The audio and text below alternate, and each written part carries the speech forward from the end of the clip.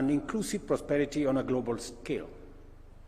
On the other hand, we face complex and dynamic risks, threats, and crises.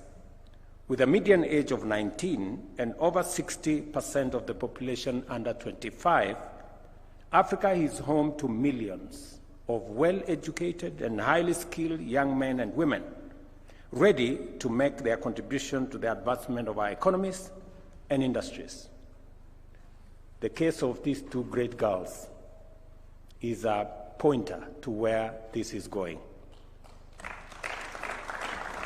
Our youth represent Africa's most valuable resource. And you said it, Chancellor, that we are a continent of immense natural resource potential, but we are also home to one of the best human capital anywhere in the world. A boundless reservoir of energy, creativity, and ambition. This demographic is not merely a statistic, it is a heartbeat of our continent's future. By channeling this vitality into science, technology, and innovation, we can turn Africa's challenges into opportunities, transform our vast resources into wealth and well-being, and solve global problems with uniquely African solutions. Yet this immense potential is overshadowed by a sobering reality.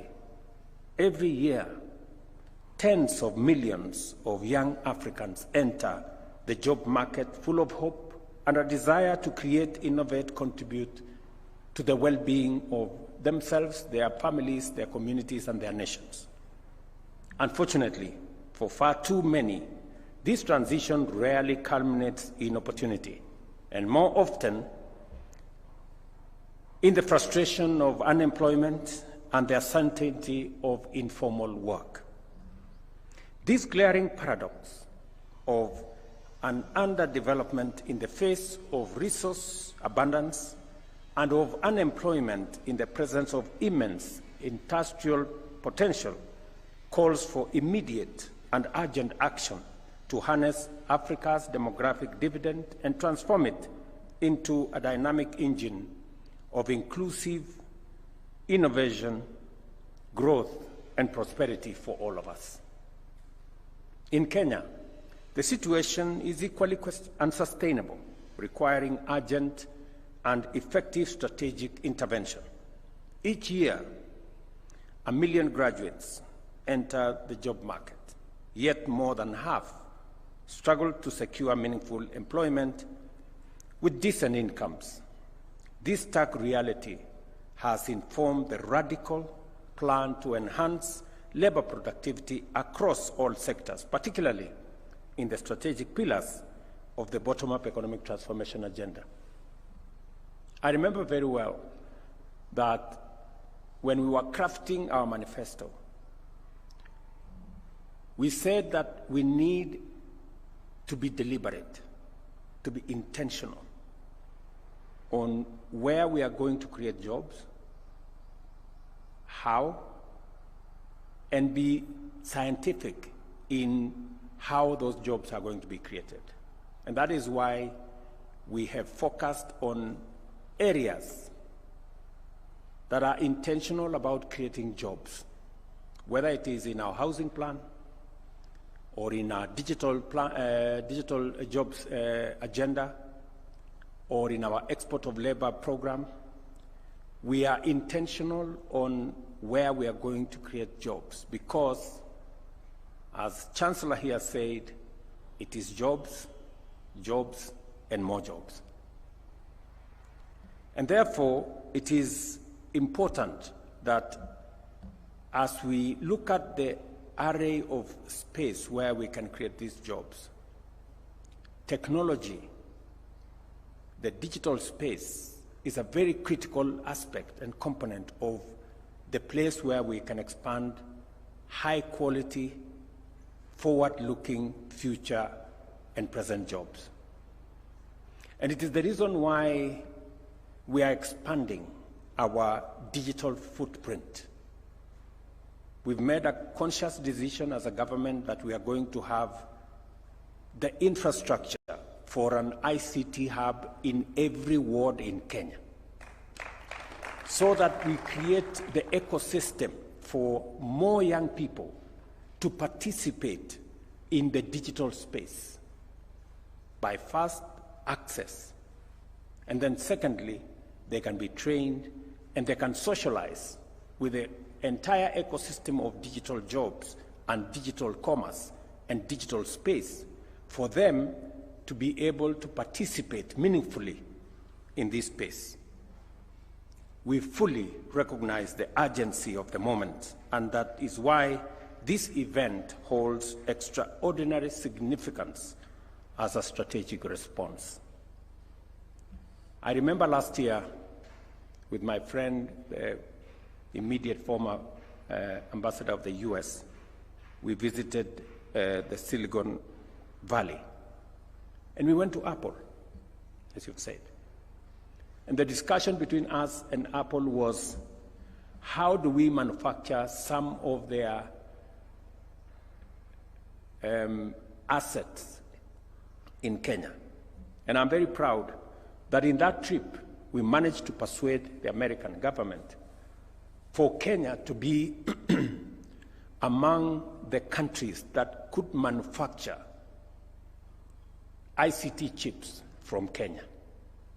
That assignment is now in progress. I am also very proud that we managed to sign on green data centers to be set up also in Kenya using our geothermal resources in Kenya. These are spaces that have a present and future potential. In the Silicon Savannah Innovation Park, our promise to the youth materializes as a learning and innovation ecosystem committed to equip them with the skills, tools, and capacity to seize opportunities and thrive in a broad variety of emerging industries ranging from artificial intelligence, green engineering, and advanced manufacturing. The park also serves as a model for transforming our natural and human potential into tangible prosperity, channeling the youth's energy into enterprise and turning dreams into lived experiences. This project is not just about creating jobs. It is about reshaping Kenya's economic DNA by anchoring a robust technology and innovation ecosystem within a leading institution of higher learning. We strengthen linkages with industry and forge partnerships with regional and global entities. The University of Nairobi's Engineering and Science Complex, which has benefited from 35 million euro investment by the government of France, exemplifies the future of visionary international partnerships. And I want to thank you, Minister, and through you, my brother, President Emmanuel Macron, a great friend of Kenya and a great friend of Africa, for this gesture of support. We don't take it for granted. Through collaboration with esteemed institutions such as Université Paris-Saclay and Central Super Lake, we have succeeded in establishing a world-class platform that affirms Kenya's credentials as Africa's foremost tech capital. The Silicon Savannah Innovation Park embodies what can be achieved within higher education, industry, and government when they unite in a shared mission to drive progress, prosperity, inclusivity, and marks an important step towards the achievement of Kenya's Vision 2030 and the realization of Africa's Agenda 2063.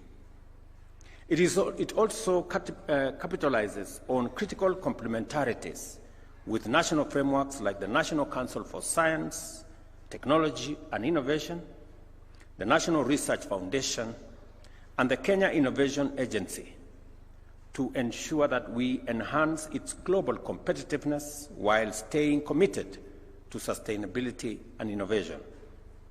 with its focus on critical fields such as green technologies, artificial intelligence, and climate resilience. And the park underscores Kenya's explicit commitment to contribute boldly to global efforts to address the most urgent challenges of our time. The Silicon Savannah Innovation Park transcends promise to become an important global innovation hub, the heartbeat of our digital revolution and the engine of our national industrial transformation. By connecting the University of Nairobi's technology-driven ecosystem with Concert Technopolis, we create a seamless pipeline of talent, ideas, and transformative solutions. This is part of an ambitious vision to configure similar systems of interconnected and complementary operations throughout the country, ensuring that Kenya and Kenyan innovation have a profound impact on both the national stage and on the global development agenda. Without a doubt, this is an occasion that brings the best of the University of Nairobi into sharp focus, reminding the nation and the world of its bold ambitions and high standards. It is a call to action to embark on a strategic turnaround, rediscover the university's true potential, and showcase its caliber on the global stage. I am encouraged by the ambition underpinning the Big Five initiatives, which set out a bold blueprint for transformation.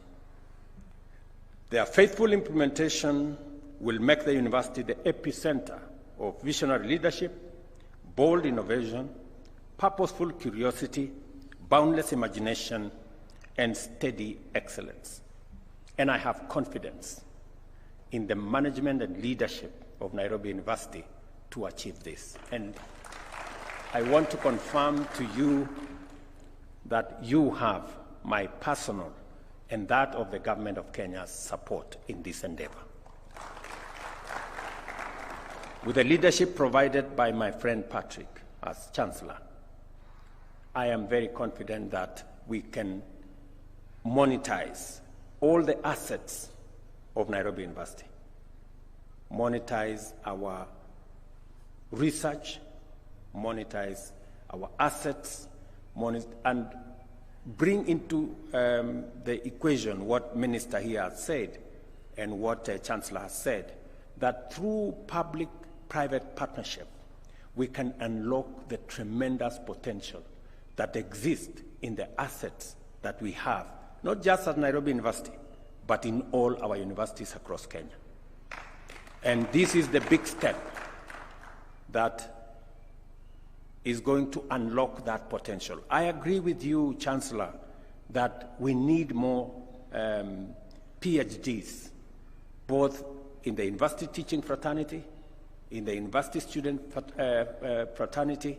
We need more sharpened knowledge to be able to transcend into the future that we all desire.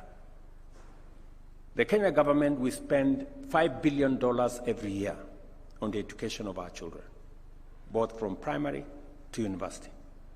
650 billion Kenyan shillings. It is the highest budget spending on the government of Kenya's budget. Almost 30% of our budget goes to education, and we continue to invest more. But we need innovative, we need much more creative ways of making sure that we enlarge the pot of funding that is available for training, for research, for development in all our universities. And I want to encourage leadership and management of our universities to think outside the box and to look at what possibilities exist for partnership like the one you're doing with our friends from France.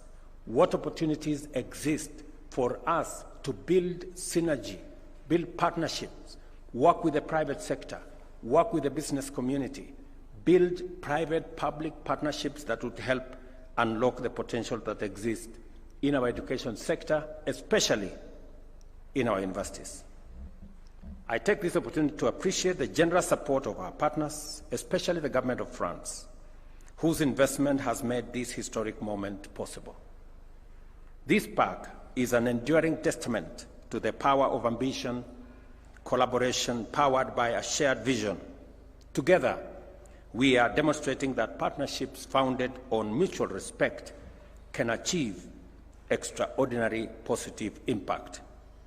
I also have a message to the young people of our nation. The government of Kenya is shaping the present, working for you and delivering opportunities for you to learn, work, create, and innovate a path to the future for yourselves and for your nation. The Silicon Savannah Innovation Park is your platform to define the future of Kenya's digital economy. The Silicon Savannah Innovation Park is more than an infrastructure project. It is an investment in our people, our future, and our global standing. Our message is clear. Kenya will not merely participate in the fifth industrial revolution. We will lead it. Let us seize this defining moment to turn our vision into a legacy of inclusive transformation that endures for generations. Together, we must work hard and build a nation where opportunity is not a privilege for the few, but a birthright for all, where everyone is assured of both capacity and opportunity to transcend every challenge and contribute meaningfully, and where our only limits are defined by the boundaries of our ambition and determination. I wish you success as you embark on the great project of delivering this most urgent transformation. Ladies and gentlemen, the University of Nairobi's Silicon Savannah Innovation Park is now launched. Thank you very much. God bless you, and God bless Kenya. Asanteni sana. Thank you. Another round of applause for His Excellency. And Your Excellency, I seek your indulgence that if you will remain on stage, if we can take one photo, may I request that we have the two ministers join His Excellency, the Chancellor and the Vice Chancellor, the two students, and the PS, kindly to come on stage.